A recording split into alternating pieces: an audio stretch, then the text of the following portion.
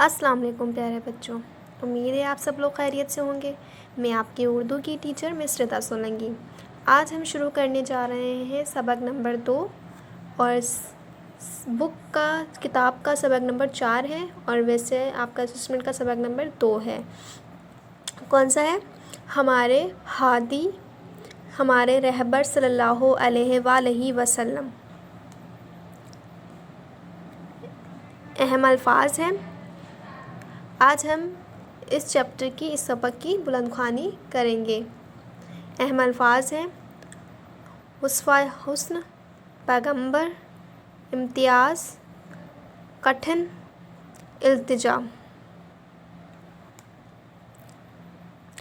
ہمارے نبی صلی اللہ علیہ وآلہ وسلم کی پوری زندگی ہمارے لیے بہترین نمونہ ہے۔ آپ صلی اللہ علیہ وآلہ وسلم نے انسانوں کو زندگی کے ہر شعبے میں اعلیٰ ترین اخلاق کی تعلیمات دیں۔ قرآن مجید میں اللہ تعالیٰ آپ صلی اللہ علیہ وآلہ وسلم کے اخلاق کے بارے میں فرماتے ہیں۔ ترجمہ: بے شک آپ صلی اللہ علیہ وآلہ وسلم اخلاق کے بلند ترین مرتبے پر فائز ہیں۔ بچوں، آپ لوگوں کو پتہ ہے کہ ہمارے پیارے نبی صلی اللہ علیہ وآلہ وسلم کی عادات کیسے تھیں، ان کے اخلاق کیسے تھے، اور وہ اپنا ہر کام اپنے ہاتھوں سے کیا کرتے تھے۔ تو ہمیں بھی چاہیے کہ ہم اپنی آپ صلی اللہ علیہ وسلم کی سنت پر عمل کریں۔ حضرت محمد صلی اللہ علیہ وآلہ وسلم اللہ کے پیغمبر اور دونوں جہانوں کے سردار ہیں۔ آپ صلی اللہ علیہ وآلہ وسلم کے صحابہ کرام رضی اللہ عنہ آپ صلی اللہ علیہ وسلم سے بہت محبت کرتے تھے۔ مطلب آپ کو پتہ ہے کہ اللہ تعالیٰ نے حضرت محمد صلی اللہ علیہ وآلہ وسلم کو ہمارا آخری پیغمبر بنا کے بھیجا تھا، اور تمام دونوں جہانوں کا سردار بنا کر بھیجا تھا، اور آپ صلی اللہ علیہ وآلہ وسلم کے ایک اشارے پر دل و جان فدا کرنے کے لیے تیار رہتے تھے۔ صحابہ کرام رضی اللہ عنہ کے نزدیک آپ صلی اللہ علیہ وسلم کا درجہ ایک بادشاہ اور حاکم سے کہیں بڑھ کر تھا۔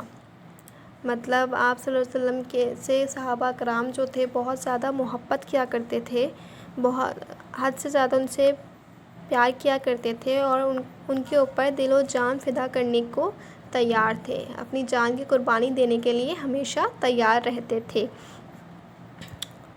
اور صحابہ اکرام کے قریب ان کے نزدیک جو آپ صلی اللہ علیہ وآلہ وسلم کا جو درجہ تھا وہ سب سے بلند تھا، ایک بادشاہ اور ایک حاکم سے بھی بڑھ کر تھا۔ لیکن آپ صلی اللہ علیہ وسلم صحابہ اکرام کے ساتھ مل جل کر رہتے اور کسی کام میں بھی اپنے لیے امتیاز پسند نہ فرماتے۔ مطلب وہ کیا کرتے تھے؟ صحابہ اکرام کے ساتھ مل جل کر کام کرتے تھے، اور کسی کو بھی اپنے آپ کو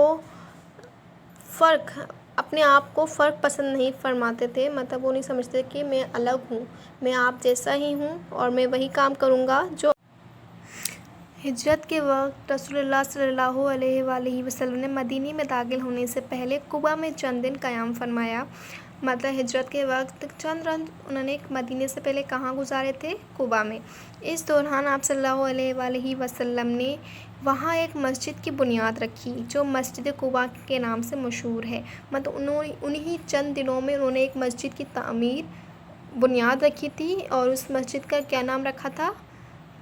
کس نام سے مشہور ہے؟ مسجد قباء۔ اس مسجد کی تعمیر میں آپ صلی اللہ علیہ وسلم پوری طرح شریک رہے۔ مطلب پوری طرح اس مسجد کی بننے تک وہ وہیں پر کھڑے رہے، وہیں پر شریک رہے۔ آپ صلی اللہ علیہ وسلم پتھر اٹھا کر لاتے، بھاری پتھر اٹھاتے وقت کمر مبارک جھک جاتی اور تھک جاتے، لیکن مسلسل کام کیے جاتے۔ آپ صلی اللہ علیہ وآلہ وسلم صحابہ اکرام رضی اللہ عنہ عرض کرتے: یا رسول اللہ، ہمارے ماں باپ آپ صلی اللہ علیہ وسلم پر قربان، آپ کیوں تکلیف اٹھاتے ہیں؟ مطلب آپ صلی اللہ علیہ وسلم کیا کرتے تھے؟ پتھر اٹھا کر لاتے تھے، اور اتنے بڑے بڑے اتنے بھاری بھاری پتھر اٹھانے سے کیا ہوتا؟ ان کی جو کمر مبارک تھی وہ جھک جاتی اور وہ تھک جایا کرتے تھے، لیکن ہمیشہ مسلسل کام کرتے تھے۔ اور جو صحابہ اکرام تھے وہ ہمیشہ عرض کیا کرتے تھے: یا رسول اللہ، ہمارے ماں باپ آپ صلی اللہ علیہ وسلم پر قربان ہیں، وہ اتنی کیوں تکلیف اٹھا رہے ہیں؟ یہ کام ہم خود کر لیں گے، لیکن مسجد کی تعمیر مکمل ہونے تک آپ صلی اللہ علیہ وسلم دوسرے لوگوں کی طرح برابر کام کرتے تھے۔ آپ صلی اللہ علیہ وسلم کا فرمان ہے بچوں کہ جب کھڑے ہوئے غصہ آتا ہے، جب آپ کو کھڑے ہوئے غصہ آتا ہے تو فوراً آپ لوگوں کو کیا کرنا چاہیے؟ بیٹھ جانا چاہیے، اور آپ کو جب بیٹھتے ہوئے غصہ آئے تو فوراً لیٹ جانا چاہیے۔ یہ بھی آپ صلی اللہ علیہ وسلم رسول اللہ صلی اللہ علیہ وسلم کی سنت ہے، اور ہمیں اس سنت پر عمل کرنا چاہیے۔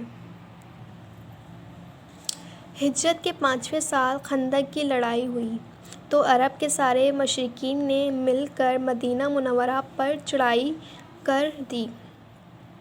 ہجرت کے جو 5واں سال تھا وہاں پر خندق کی لڑائی شروع ہو گئی۔ پھر عرب کے سارے مشرکین جو تھے انہوں نے آپس میں مل کر مدینہ منورہ پر چڑھائی شروع کر دی۔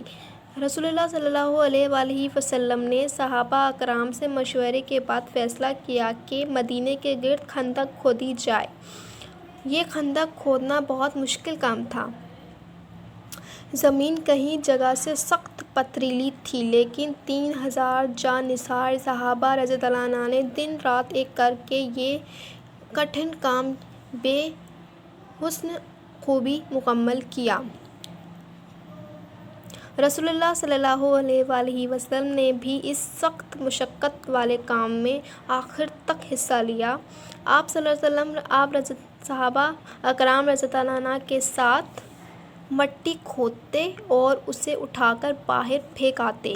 صحابہ رضی اللہ عنہ نے بار بار آپ صلی اللہ علیہ وسلم سے التجا کی، درخواست کی کہ آپ صلی اللہ علیہ وآلہ وسلم تکلیف نہ اٹھائیں، لیکن آپ صلی اللہ علیہ وسلم نے کام برابر جاری رکھا، اور مدینے میں ہزاروں جاں-نثار آپ صلی اللہ علیہ وسلم کے ارد گرد ہر وقت موجود رہتے، لیکن آپ صلی اللہ علیہ وآلہ وسلم کی طرز زندگی میں کوئی تبدیلی نہ آئی۔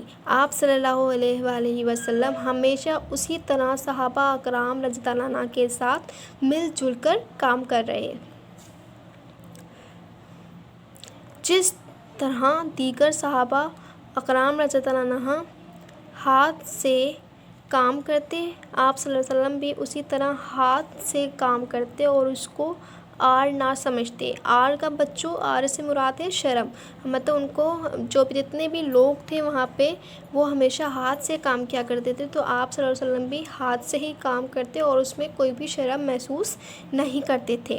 بازار سے سودا سلف خود لاتے، بازار سے کتنا بھی راشن وغیرہ تھا وہ خود لاتے تھے، جانوروں کو چارہ ڈالتے، جانوروں کو چارہ وغیرہ کھلاتے، اپنے کپڑوں میں خود پیبند لگاتے، اپنے کپڑوں میں جتنے بھی جوڑ وغیرہ تھے وہ خود لگاتے تھے، یہاں تک کہ بعض اوقات دوسروں کے کام بھی خود کر دیتے تھے، بعض اوقات ایسے کام آتے تھے وہ خود دوسروں کے کام خود کرتے تھے۔